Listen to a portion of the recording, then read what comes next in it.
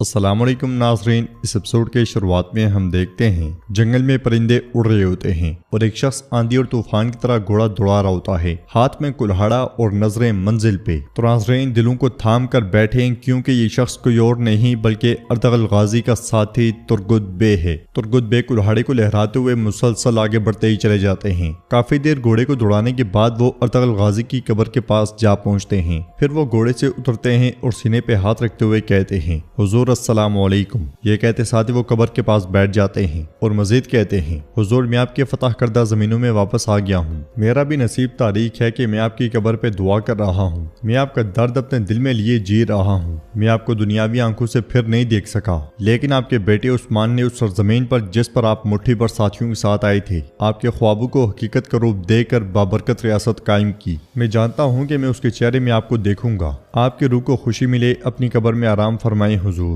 ये कहते साथ ही वो हाथ उठाकर दुआ मांगते हैं। उनकी आंखें भर आती हैं। दुआ के बाद वो कब्र पे पानी डालने लग जाते हैं। दूसरी तरफ उस्मान साहब बुरान और तुरान के साथ बाज़ंतीनियों पे तीर बरसा देते हैं। फिर तलवार लिए घोड़ा दौड़ाते हुए बाज़ंतीनी हिसार के ऊपर से जा गुजरते हैं। बुरान और तुरान भी आगे बढ़ते हुए काफिर को जहन्नुम वासिल करते ही चले जाते हैं। हिसार के ऊपर से आगे गुजरते हुए उस्मान साहब एक वार से ग्लाडियोस को जख्मी कर देते हैं। फिर पीछे पहुंचकर सिपाहियों से कहते हैं, चलो सिपाहियों शाबाश। ये कहते साथ ही उस्मान साहब सिपाहियों के साथ वहां से निकल पड़ते हैं। उन्हें देखते हुए ग्लाडियोस कहता है, उस्मान इससे पहले कि मेरा खून खुश्क को मैं तुम्हारा खून बहा दूंगा। ये कहते साथ ही वो लोकचार और सिपाहियों के साथ उस्मान साहब के ताकुब में निकल पड़ता है। आगे बढ़ते बढ़ते उस्मान साहब एक मुकाम पे अपने घोड़े रोक लेते हैं और कहते हैं, वो हमारे पीछे हैं, हमारे पास ज्यादा वक्त नहीं है। अल्लाह का शुक्र है कि हमने अपना दिया हुआ वादा पूरा करके सदरान को बचा लिया है। अब हम इस जंगल से निकलेंगे। बुरान उस्मान साहब से कहता है, हुजूर हमारे साथी आगे हैं, लेकिन हम एक दर्जन से ज्यादा नहीं है और ये काफिर बड़ी तादाद में है। तो उस्मान साहब कहते हैं, वो जितने ज्यादा हैं उतने ही मुश्किल से गुजरेंगे। चलो फिक्र ना करो, मैं सोच रहा हूँ कि उनमें से किसका सर कलम करूँ।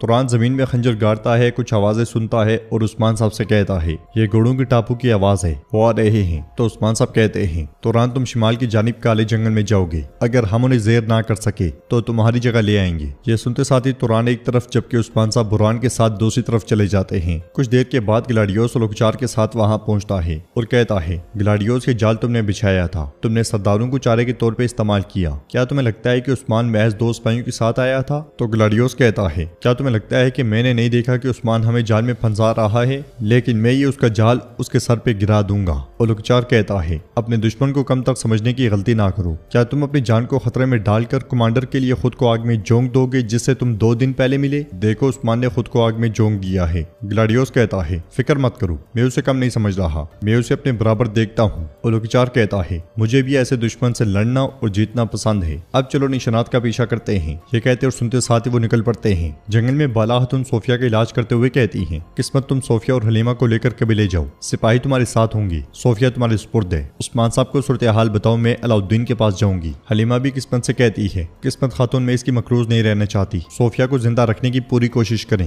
ये कहते साथ ही वो बाला खातून के पीछे चल पड़ती है और कहती है, मैं भी आऊंगी बाला खातून। मगर बाला खातून कहती है, ये नहीं हो सकता बेटी, मैं तुम्हें खतरे में नहीं डाल सकती, तुम सोफिया के साथ रहो। तो हलीमा कहती है, मैं अपने भाई को अकेला नहीं छोड़ूंगी, मैंने कबीले से भागकर गलती की, मुझे अपनी गलती की तलाफी करने दें, मुझे अपने खानदान की आंखों में देखने की ताकत लेने दें। माँ, क्या आपने नहीं कहा था कि हम कभी अलग नहीं होंगे? अगर ये बात है तो जहाँ आप वहाँ मैं। बाला खातून कहती है, ठीक है चलो। उधर जंगल में आइकुत सिपाहियों के साथ जाल बिछा रहा होता है। कुमानों के साथ रस्सियां बांध कर तीर तैयार कर दिए जाते हैं कि इसी लम्हे उस्मान साहब वहाँ पहुँचते हैं और पूछते हैं, क्या सूरत हाल है आइकुत? तो आइकुत कहता है, हुजूर हम फंदे तैयार कर रहे हैं, लेकिन हमारे पास खातिर ख्वाह सामान नहीं है। तो उस्मान साहब कहते हैं, हमारे मुट्ठी पर सिपाही काफी हैं, लूमड़ की तादाद बेड़िए को बिल्कुल नहीं डराती, चाहे हमारी जानिब लपकने वाली आग ही क्यों ना हो, हम अपने सीनों से उसे बुझा देंगे। तैयार हो जाओ सिपाहियों। यह सुनते साथ ही सिपाही अपनी अपनी जगह ले लेते हैं। दूसरी तरफ ओरहान जेर कुतै और सिपाहियों के साथ अलाउद्दीन की तलाश में होता है और जेर कुतै से कहता है, हमने अलाउद्दीन के साथ बुरा बर्ताव किया है, मुझे उसके कबीला छोड़ने में रुकावट बनना चाहिए था,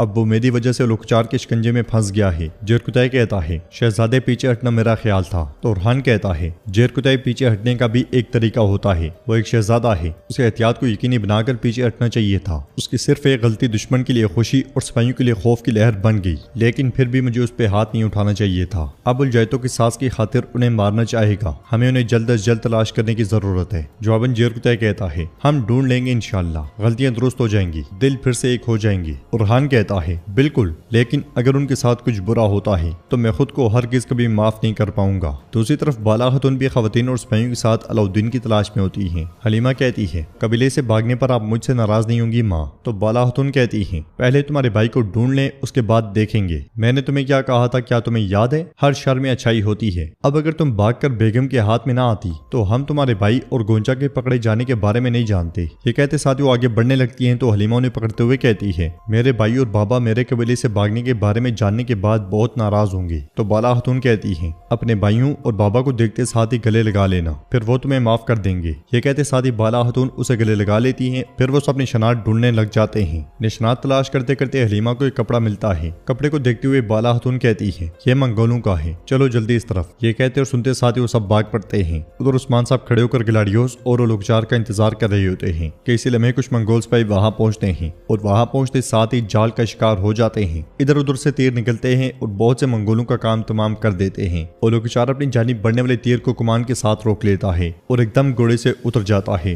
उस्मान साहब के हुक्म पर उनके सिपाही भी तीर बरसा देते हैं। बुरहान उस्मान साहब से कहता है, हुजूर वो जलील गिलाडियोस इनमें शामिल नहीं है। तो पीछे से आने वाला गिलाडियोस कहता है, उस्मान मैं यहाँ हूँ, तुमने समझा था कि मैं तुम्हारे बिछाए हुए जाल को नहीं समझ पाया, अब शिकारी हम हैं और शिकार तुम। यह सुनकर उस्मान साहब कहते हैं, क्या वाकई? बुरहान परेशान होते हुए कहता है, हुजूर हम चारों तरफ से घेरे जा चुके हैं, अब हम क्या करेंगे? उस्मान साहब लोकचार और गिलाडियोस की जानिब देखते हुए कहते हैं, मैं तुम दोनों को एक ही कब्र में उतारूंगा। गिलाडियोस के हुक्म पर उसके सिपाही हमला कर देते हैं। उस्मान साहब भी अपने साथियों के साथ मुकाबला करने की कोशिश करते हैं और लोकचार भी कई सिपाहियों को बेदर्दी से शहीद कर रहा होता है। कुछ ही देर की मुजामत के बाद उस्मान साहब कहते हैं, हम पीछे हटेंगे। ये कहते साथ वो सिपाहियों के साथ पीछे निकल पड़ते हैं। ये देखकर गिलाडियोस को बहुत गुस्सा आता है और वो कहता है, उस्मान तुम्हारे पास भागने का कोई रास्ता नहीं है। ये कहते साथ वो भागते भागते उस्मान साहब को आवाज दे के रोक लेता है और मजीद कहता है, अब बस करो, तुम्हारी कोशिशें दाद के काबिल थी लेकिन अब अंजाम आ पहुंचा है। जवाबन उस्मान साहब कहते हैं, बिल्कुल फिक्र ना करो, हमारे पास हमेशा एक और रास्ता होता है, हम मायूसी के गड़े में नहीं गिरते और कभी हार नहीं मानते। और लोकचार चिल्लाते हुए कहता है, यह सिर्फ जिद है उस्मान, जिद। तुमने इसी जिद की वजह से सदरान की जान बचाई।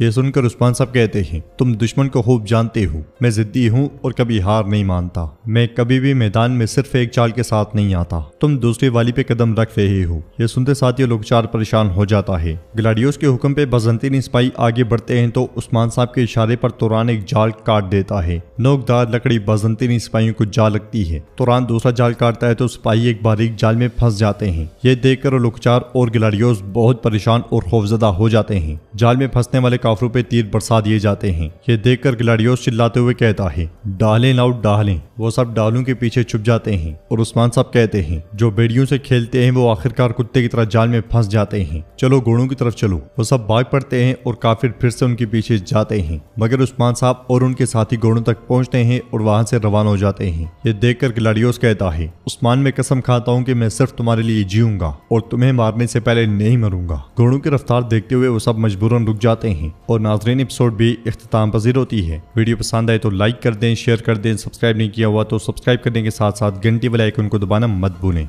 मिलते हैं इंशाअल्लाह नेक्स्ट वीडियो में, तब तक के लिए रखें अपना और अपनों का बहुत ज्यादा ख्याल। अल्लाह निगहबान।